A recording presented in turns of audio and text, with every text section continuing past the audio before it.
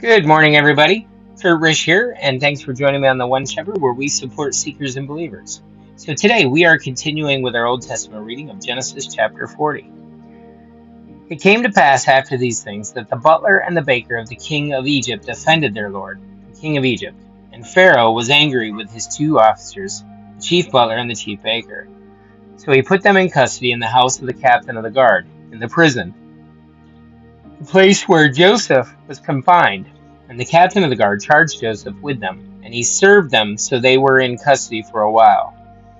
Then the butler and the baker of the king of Egypt, who were confined in prison, had a dream, both of them, each man's dream in one night, and each man's dream with its own interpretation. And Joseph came in to them in the morning and looked at them, and saw that they were sad. So he asked Pharaoh's officers, who were with him in the custody of the Lord's house, saying, "Why do you look so sad today?" And guys, we have a word study here we're going to take a quick look at. The word is dream. In Hebrew, it's chalam. Strong's Concordance number 2472. The word simply means to dream. The ancients understood a dream or a vision as watching during sleep, suggesting a special state of consciousness. Often dreams were recognized as revelations from the gods, or from the Lord God himself in the case of the Hebrews. Many times these dreams and visions were encoded in symbolic language that needed interpretation.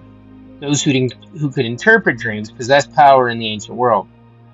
Joseph both received and interpreted such messages, but was able to interpret the figures and symbols of dream events only as God enabled him. All right, let's continue with verse 8. And they said to him, "We each have had a dream, and there is no interpreter of it." So Joseph said to them, "Do not interpretations belong to God? Tell them to me, please." Then the chief butler told his dream to Joseph, and said to him, "Behold, in my dream a vine was before me, and in the vine were 3 branches. It was as though it budded, its blossoms shot forth, and its clusters brought forth ripe grapes. Then Pharaoh's cup was in my hand, and I took the grapes and pressed them into Pharaoh's cup, and placed the cup in Pharaoh's hand." And Joseph said to him, "This is the interpretation of it. The 3 branches are 3 days. Now in the 3 days Pharaoh will lift up your head and restore you to your place, and you will put Pharaoh's cup in his hand according to the former manner when you were his butler. But remember me when it is well with you, and please show kindness to me. Make mention of me to Pharaoh, and get me out of this house. For indeed I was stolen away from the land of the Hebrews, and also I have done nothing here that they should put me into a dungeon." Then the chief baker saw that the interpretation was good. He said to Joseph, I also was in a dream, and there were 3 white baskets on my head. In the uppermost basket were all kinds of baked goods for Pharaoh, and the birds ate them out of the basket on my head. So Joseph answered and said, "This is the interpretation of it. The 3 baskets are 3 days. Within 3 days Pharaoh will lift off your head from you and hang you on a tree, and the birds will eat your flesh from you."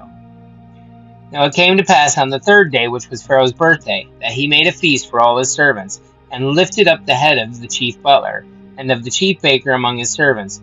Then he restored the chief butler to his butlership again, and he placed the cup in Pharaoh's hand. But he hanged the chief baker as Joseph had interpreted to them.